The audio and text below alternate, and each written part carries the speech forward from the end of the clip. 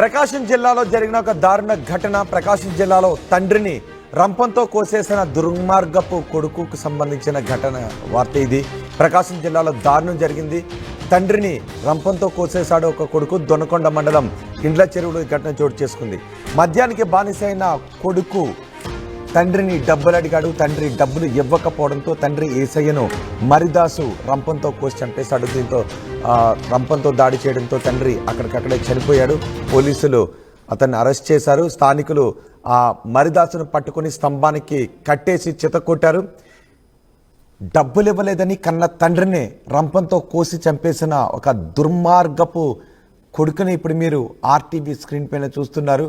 డబ్బుల కోసం ఇంతకు ముందు తాతను చంపేశాడు ఒకడు, అనుమానంతో భార్యను చంపేశాడు మరొకడు, ప్రేమించలేదని ప్రియురాలను చంపేశాడు ఒకడు, వీడు తండ్రిని చంపేశాడు డబ్బులు ఇవ్వలేదని. చూస్తున్నారా, చుట్టూ జనం కూడా ఉన్నారు. అక్కడ వాడిని పట్టుకుని కట్టేసి ఆ స్తంభానికి కట్టేశారు.